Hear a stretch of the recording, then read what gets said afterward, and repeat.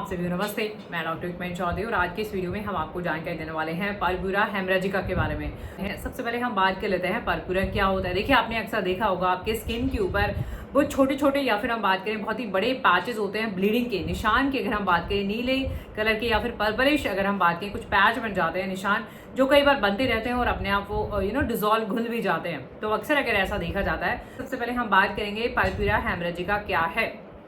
देखिए, परपुरा का मतलब यहाँ पे है कि आपकी जो एक हेमरेजेस देखे जाते हैं यानी ब्लीडिंग जो देखी जाती है, अब वो हेमरेजेस और ब्लीडिंग आपके स्किन पे भी हो सकते हैं। स्किन पे पर्पल कलर के स्पॉट्स रैश दाने हो सकते हैं या फिर इनसाइड आपकी जो म्यूकस मेम्ब्रेन होती है माउथ के अंदर हो सकते हैं या फिर किसी भी कोई भी इंटरनल बॉडी ऑर्गन पे भी ये हेमरेजेस देखे जा सकते हैं, ब्लीडिंग देखी जा सकती है। बात करना चाहेंगे कि इसकी ऐसा होता क्यों है। देखिए, आपकी जो ब्लड वेसल्स होती हैं वो इतनी कमजोर हो जाती हैं, वो इतनी वीक हो जाती हैं, वो रप्चर हो जाती है। यानी ब्लड वेसल्स जो होती हैं, टाइनी ब्लड वेसल्स, बहुत जो फाइन ब्लड वेसल्स होती हैं वो रप्चर बर्स्ट हो जाती हैं और जिसकी वजह से वहाँ पे ब्लड जो है पूल हो जाता है और वो जो है एक पर्पलिश अपीयरेंस देता है, जिसको हम परपुरा हेमरेजिका कहते हैं। ये बहुत ही एक टाइनी स्मॉल स्पॉट से लेके बहुत बड़ा पैच भी ये हो सकता है। टाइप्स ऑफ परपुरा हेमरेजिका, यानी अगर हम टाइप्स ऑफ परपुरा की बात करना चाहें कि इसको हम दो टाइप में कैटेगराइज करते हैं।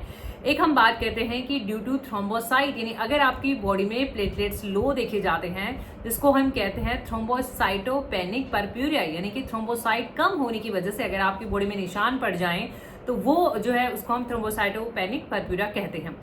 कई बार ऐसा भी होता है कि आपके प्लेटलेट्स बिल्कुल ठीक होते हैं, यानी आपका प्लेटलेट का लेवल बिल्कुल नॉर्मल होता है, बट स्टिल आपकी बॉडी में ये निशान पड़ जाते हैं, उसको हम कहते हैं नन थ्रोम्बोसाइटोपेनिक परप्यूरिया। तो हम नन थ्रोम्बोसाइटोपेनिक परप्यूरिया यानी आपकी बॉडी में प्लेटलेट काउंट तो ठीक है बट फिर भी आपकी बॉडी में ये निशान क्यों पड़ रहे हैं। तो बात करना चाहेंगे हम यहाँ पे ये हेमरेजेस या फिर ये ब्लीडिंग क्यों देखी जा रही है। सबसे पहले हम बात कर लेते हैं यहाँ पे कुछ क्लॉटिंग डिसऑर्डर हो सकते हैं आपको, जिसमें आपकी बॉडी में क्लॉटिंग ही ना देखी जाए। क्लॉटिंग डिसऑर्डर की हम बात कर सकते हैं यहाँ पे। कुछ बाय बर्थ कुछ कॉन्जेनिटल डिसऑर्डर हो सकते हैं बिफोर इवन बर्थ या फिर ड्यूरिंग बर्थ। अगर हम बात करें आपकी ब्लड वेसल्स बहुत कमजोर हैं, वीक ब्लड वेसल्स हैं या फिर ब्लड वेसल्स का इन्फ्लामेशन है, तो वैसे केसेस में भी हो सकता है। स्कर्वी की हम बात करना चाहेंगे, यानी विटामिन सी की कमी अगर आपकी बॉडी में है तो भी ये स्पॉट्स ये पैचेस देखे जा सकते हैं। ब्लड वेसल्स में इन्फेक्शन है तो वैसे केस में भी कुछ मेडिसिन और कुछ ड्रग्स ऐसा जो भी आपकी क्लॉटिंग को इंटरफेयर कर सके तो उस वजह से भी आपकी बॉडी में ये निशान देखे जा सकते हैं। बात करेंगे थ्रोम्बोसाइटोपेनिक परप्यूरिया, यानी इसका मतलब है थ्रोम्बोसाइट की कमी की वजह से, यानी आपकी बॉडी में प्लेटलेट्स का लेवल लो है। अब प्लेटलेट्स लेवल लो क्यों देखा जा सकता है वो हम डिस्कस करने वाले हैं यहाँ पे। सबसे पहले तो हम बात करेंगे आईटीपी की, यानी इडियोपैथिक थ्रोम्बोसाइटोपेनिक परप्यूरिया, जिसमें आपके प्लेटलेट काउंट कम हो जाते हैं। कुछ अगर हम बात करना चाहें आपकी कुछ इम्यून डिसऑर्डर की हम बात करें, जैसे सिस्टमिक लूपस एरिथमेटोसिस की हम बात करें, एसएलई, जिसमें अगेन ये हेमरेजेस देखे जाते हैं।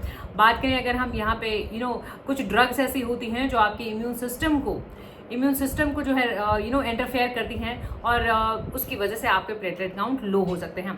कुछ ऐसी दवाइयाँ होती हैं जो आपके प्लेटलेट फॉर्मेशन को ही स्टॉप कर देती हैं या उनको ऑल्टर कर सकती हैं। जैसे हम बात करें कुछ एस्पिरिन की ये या ब्रूफिन की, कुछ ये ऐसी दवाइयाँ हैं जो इंटरफेयर कर सकते हैं प्लेटलेट फॉर्मेशन में।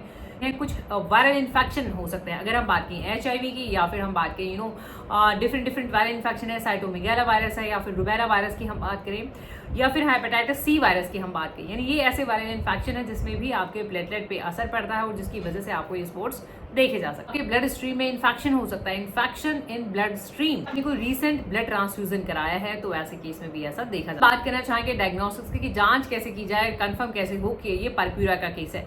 देखिए, इसके लिए हम आपका कंप्लीट ब्लड काउंट करना, आपका कंप्लीट ब्लड काउंट जिससे आपके प्लेटलेट की स्टडी करना, आपके ब्लड काउंट का स्टडी करना, और अगर हम बात करना चाहें यहाँ पे फिजिकल एग्जामिनेशन, थोरोली स्किन का एग्जामिन करना, आपकी आपका पर्सनल हिस्ट्री कि ये स्पोर्ट्स कब से स्टार्ट हुए हैं, क्या कोई ट्रीटमेंट के बाद, कोई ब्लड ट्रांसफ्यूजन के बाद, यानी ये थोरोली ये आपका पास मेडिकल हिस्ट्री लेना, ये सारे सिम्टम कलेक्ट करना। फिर ट्रीटमेंट पार्ट की सबसे पहले हम एलोपैथिक ट्रीटमेंट डिस्कस कर लेते हैं। देखिए, परप्यूरिया हेमरेजिका की अगर हम बात करें एलोपैथी में तो चिल्ड्रन में, बच्चों में ज्यादातर ऐसा होता है कि अगर हम थ्रोम्बोसाइटोपेनिक परप्यूरिया की बात करें तो बच्चे रिकवर कर लेते हैं इजिली, कुछ टाइम के बाद बच्चे इसे रिकवर कर लेते हैं। बच्चों में ज्यादातर ट्रीटमेंट भी रिक्वायर नहीं होता। अगर हम थ्रोम्बोसाइटोपेनिक की बात करें, बाकी ट्रीटमेंट इस बात पे डिपेंड करेगा कॉज ऑफ परप्यूरिया क्या है, यानी आपको किस वजह से जो है ये बड़े बड़े पैचेस बन रहे हैं, ये किस वजह से ब्लीडिंग हो रही है, किस वजह से ये हेमरेजेस आपको देखे जा रहे हैं। फिर अगर हम बात करें माइल्ड और मॉडरेट केसेस इन अडल्ट में भी अगर माइल्ड केसेस हैं तो वो भी रिकवर कर जाते हैं कुछ टाइम में, अगर हम थ्रोम्बोसाइटोपेनिक परप्यूरिया की बात करें। बट प्रॉब्लम तब आती है जब ये हेमरेजेस आपको लगातार बनते रहते हैं और ये डिजोल्व नहीं होते हैं। ज़्यादातर केसेस में ये हेमरेजेस, ये पैच बनते हैं और डिजोल्व होते रहते हैं, यानी घुलते रहते हैं। लेकिन प्रॉब्लम तभी आएगी क्योंकि बहुत टाइम तक ये डिजोल्व नहीं होते रहते हैं और कॉन्स्टेंटली जो है इनकी फॉर्मेशन देखी जाए तो वो सीरियस क्लॉटिंग डिसऑर्डर को इंडिकेट कर सकता है। तो ऐसे केस में आपको राइट अवे डॉक्टर विजिट करना इंपॉर्टेंट हो जाता है। बाकी हम यहाँ पे बात करने वाले हैं एलोपैथिक ट्रीटमेंट में ज़्यादातर क्या करा जाता है, आपको कॉर्टिकोस्टेरॉइड दिए जाते हैं। स्टेरॉइड प्रिपरेशंस की अगर हम बात करना चाहें वो आपके इम्यून सिस्टम को सप्रेस कर देती हैं ताकि आपके प्लेटलेट फॉर्मेशन पे कमी ना आए और आपके प्लेटलेट जो है नॉर्मल फॉर्म होते रहें। अगर फिर और बात करें हम यहाँ पे आपको IVIG दिए जाते हैं, यानी इंट्रावेनस इम्यूनोग्लोबिन्स आपको दिए जाते हैं। कुछ केसेस में आपके स्प्लीन को ही रिमूव कर दिया जाता है, जिसको हम स्प्लीनेक्टोमी कहते हैं, यानी आपका स्प्लीन का रिमूवल कर दिया जाता है ताकि ऐसा कोई रिएक्शन ना देखा जाए। अगर आप कोई ऐसी दवा ले रहे हो जैसे हमने बात करी थी एस्पिरिन की या फिर ब्रूफिन की, यानी जो आपके प्लेटलेट की फॉर्मेशन पे उस पे असर डालती है, तो वो मेडिसिन आपको स्टॉप करने के लिए बोला जाता है। यानी ये ट्रीटमेंट हमेशा इस बात पे डिपेंड करेगा कि आपको अंडरलाइन कॉज क्या है, कि आपको विटामिन C की डेफिशिएंसी की वजह से ये हेमरेजेस हो रहे हैं, क्या प्लेटलेट लो की वजह से ये हेमरेजेस हो रहे हैं, या फिर कोई और बाय बर्थ कोई ऐसा डिसऑर्डर है। तो ये कारणों पर आपका जो है ट्रीटमेंट डिपेंड करता है। इफेक्टिव होम्योपैथी मेडिसिन, देखिए होम्योपैथी भी इस बात पे फोकस करती है, इस बात पे डिपेंड करती है होम्योपैथिक दवाइयाँ कि ये प्रॉब्लम आपको कितने टाइम से है, कब से ये स्पॉट्स देखे जा रहे हैं, क्या आपका कोई क्रॉनिक केस है या कोई रीसेंट इंजरी है, पोस्ट इंजरी ऐसा हुआ है अगेन, या फिर आपको कोई ऐसा डिसऑर्डर है। ये कंप्लीट एनालिसिस आपका बहुत इंपॉर्टेंट है और लक्षणों के आधार पे भी ये दवाइयाँ हैं, आपके क्या सिम्टम है उनके बेसिस पे हम इन सभी दवाओं के लिंक अगर आप यूट्यूब पे देख रहे हैं तो नीचे डिस्क्रिप्शन बॉक्स में आपको मिल जाएंगे, वहां से आप ये मेडिसिन खरीद के अपना ट्रीटमेंट स्टार्ट करें। सारी मेडिसिन साथ में नहीं लेनी है, आप अपने लक्षणों पे जाएं, अपने सिम्टम पे जाएं कि आपको क्या सिम्टम है, क्या आपका केस है। अनिका मोंटाना अक्सर आपने सुना होगा पोस्ट ट्रॉमेटिक, यानी अगर आपको कोई इंजरी होती है उसके बाद वहाँ पे जो है ब्रूजिंग देखी जाती है, हेमरेजेस हो जाते हैं, तो अनिका हम ऐसे केसेस में यूज करते हैं। ये मेडिसिन का 30 और 200 आप यूज कर सकते हैं। ड्रॉपर इन मेडिसिन पे लगे हुए स्वेलिंग को रिड्यूस करते हैं, कम करते हैं स्वेलिंग को, पेन को भी रिड्यूस करती है। अगर हम बात करना चाहें तो अनिका का ऑइंटमेंट यानी क्रीम फॉर्म भी आता है, तो आप लोकली वहाँ पे जो है इसे भी अप्लाई कर सकते हैं। फॉस्फोरस में एक टेंडेंसी देखी जाती है, ब्लीडिंग टेंडेंसी, यानी इसके नाक से खून बहना, अगर हम नोज से ब्लीडिंग, माउथ ब्लीडिंग, तो ऐसे केस में हम फॉस्फोरस को यूज करते हैं।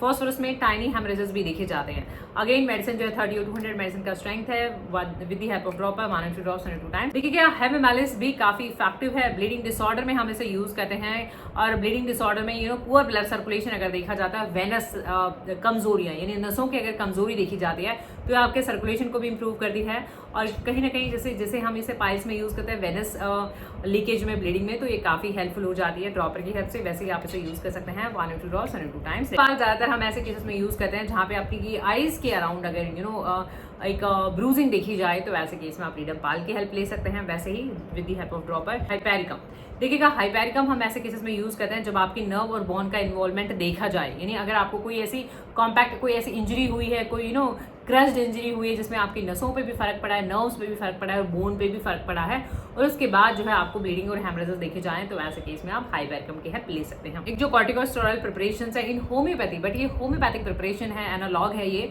कॉर्टिसोन का, तो हम बात करना चाहेंगे इसके जो बेनिफिट देखे जाते हैं। ये वैसे एलर्जिक रिएक्शन में हम इसे यूज करते हैं, अगर स्लो देखा जाता है, स्लगिशनेस देखा जाता है। बाकी ये जो है आपके जब रेड स्ट्रीक्स देखी जाती हैं, तो ऐसे केस में हम कॉर्टिसोन को यूज करते हैं ड्रॉपर की हेल्प से। वैसे ही आप लेफोलियम की बात करूँ यहाँ पे, और हम एसिड सल्फ्यूरिकम की बात करें यहाँ पे, रूटा भी हम यूज करते हैं, सिम्फाइटम भी यूज करते हैं। आई होप ये वीडियोस आपकी हेल्प कर सके, और इन वीडियो से आपकी हेल्प होती है तो प्लीज आप इन्हें लाइक करें, शेयर करें, और चैनल पे नए हैं तो जिनको सब्सक्राइब आप जरूर करें, बेल आइकन जरूर प्रेस करें नोटिफिकेशन रिसीव करने के लिए। आप मेरे दिए हुए व्हाट्सएप नंबर पे कांटेक्ट कर सकते हैं।